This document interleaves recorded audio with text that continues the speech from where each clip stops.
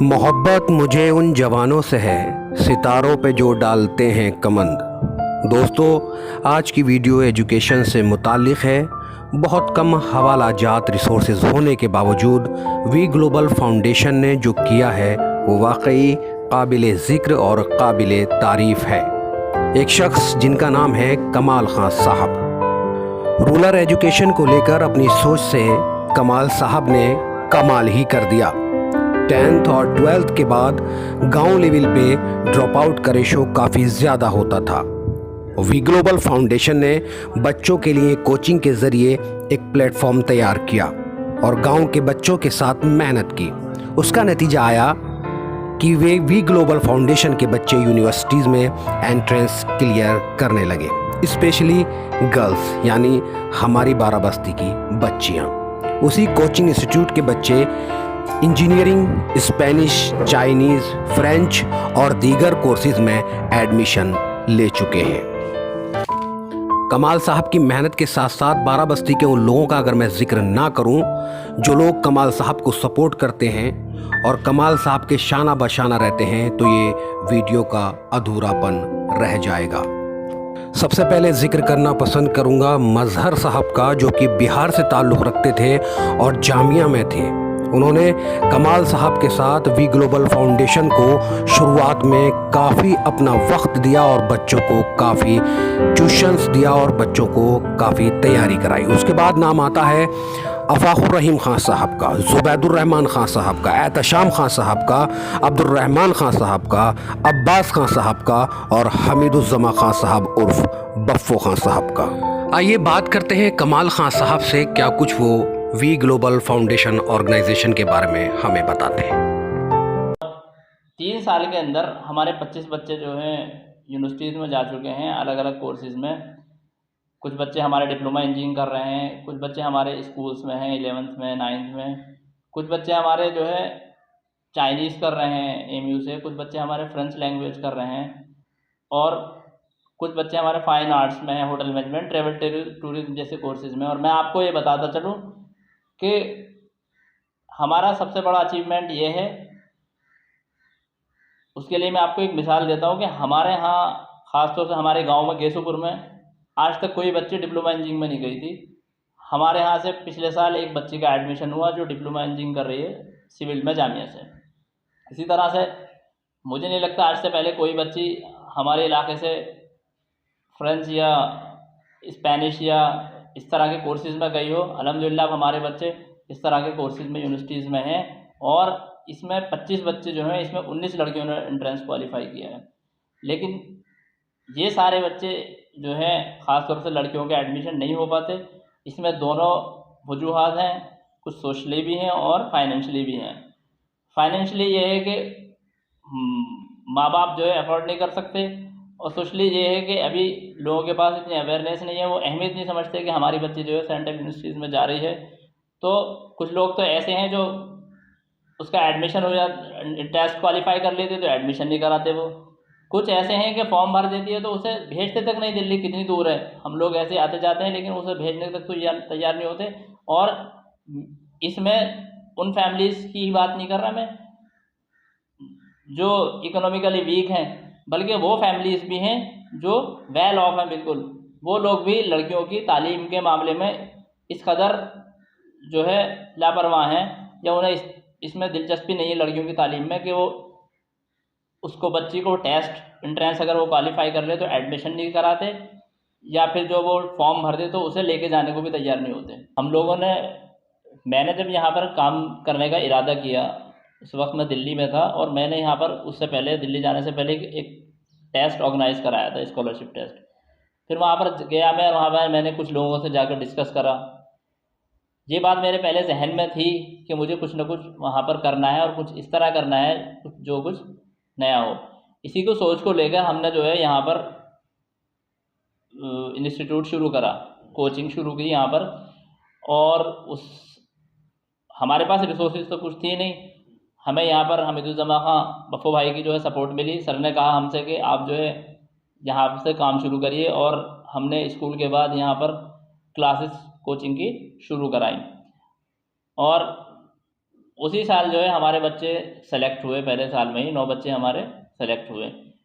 2019 में हमने यहाँ पर एक कंप्यूटर सेंटर का इनॉग्रेशन करा और ये ह्यूमन वेलफेयर फाउंडेशन के थ्रू हमें पूरा सेटअप मिला, जिसमें हम वेब और ग्राफिक डिज़ाइनिंग जैसे बच्चों के लिए कोर्सेज़ करा रहे हैं, क्योंकि टेक्नोलॉजी की भी अपनी एक अहमियत है और हम लोग जब तक टेक्नोलॉजी में आगे नहीं होंगे तब तक हम आगे नहीं बढ़ सकते।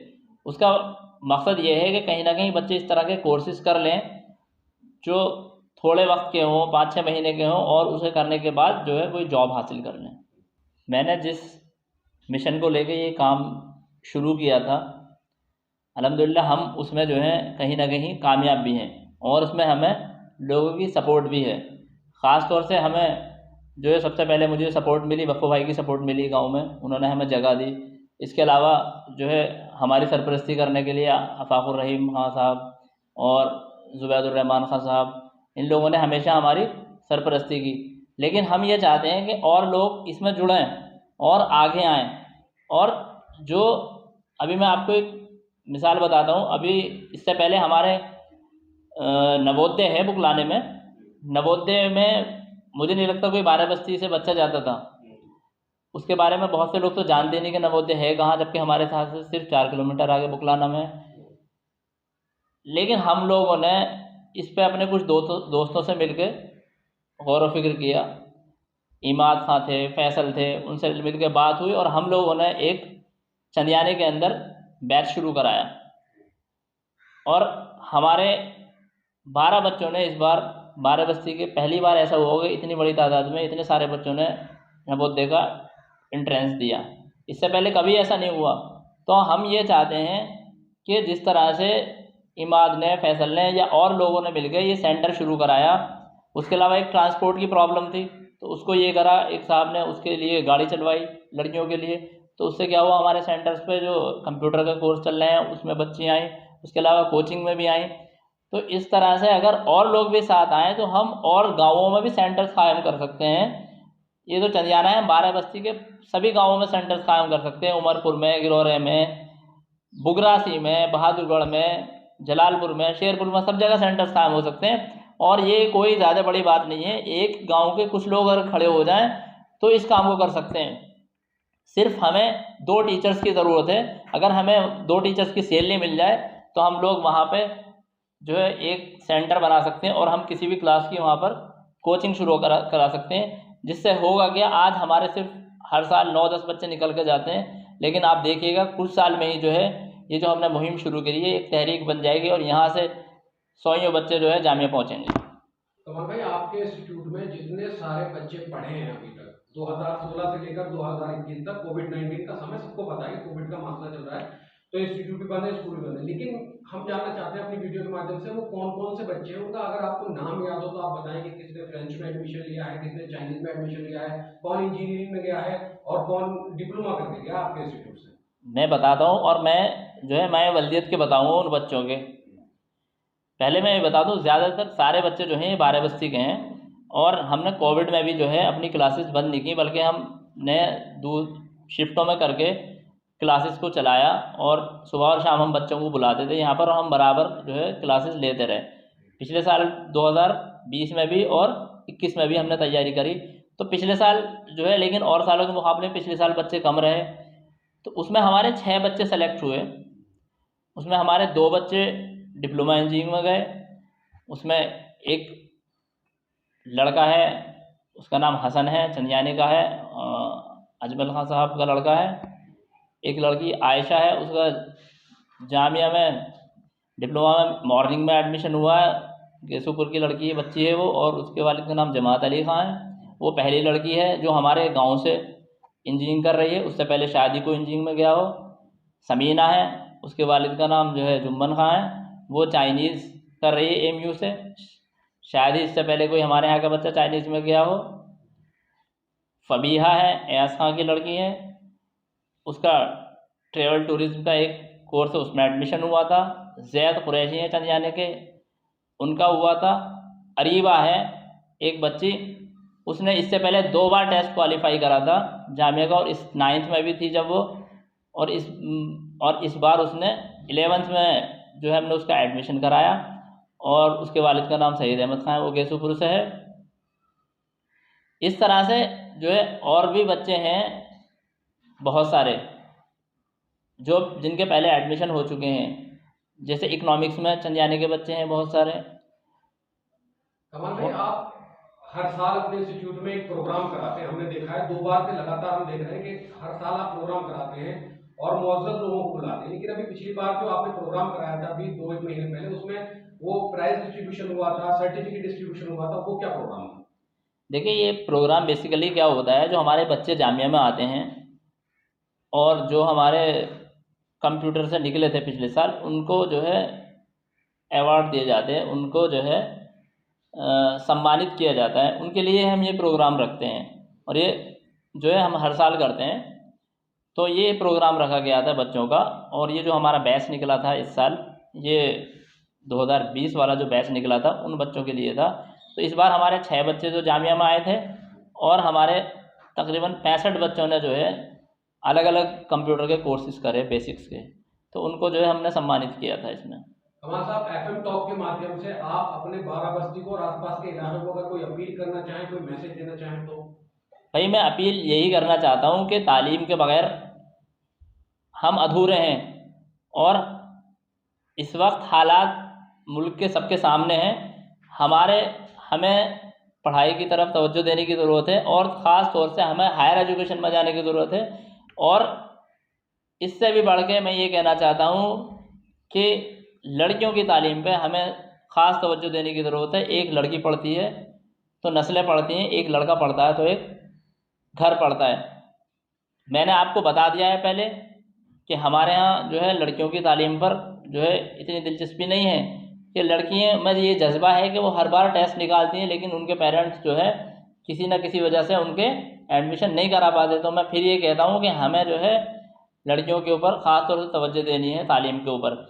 और दूसरी अपील ये करना चाहता हूँ कि भाई आप लोग जो है हमारे साथ आएँ। हमने जो ये मुहिम चलाई है इसको एक तहरीक बनाएं और बाराबस्ती के हर गांव में कुछ लोग इस तरह खड़े हों जो 2 टीचर की कम से कम भी सैलरी दे दें।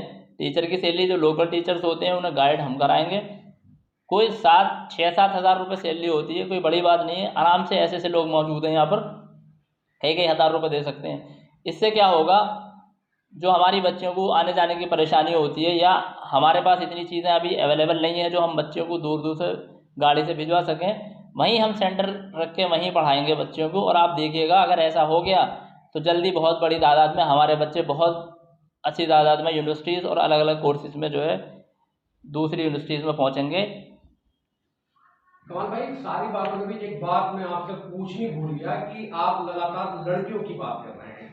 मैंने देखा है कि आपके इंस्टीट्यूट से ज्यादातर लड़कियां मतलब कॉलेजेस में गई हैं। लड़कों का इतना ऊपर ना आने की क्या वजह रही है? लड़के क्यों आगे नहीं आ पाए? भाई, मैंने जो शुरू से देखा है, हमारा 4था बैच है, मुझे 4था साल है यहाँ पर। लड़कियों के अंदर जज्बा है।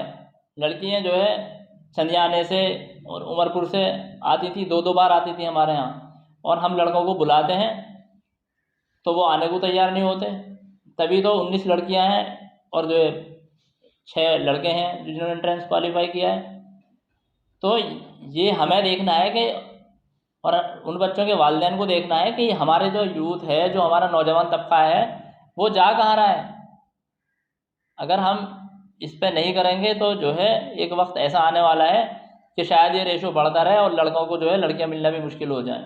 बहुत बहुत शुक्रिया कमाल साहब, बात करने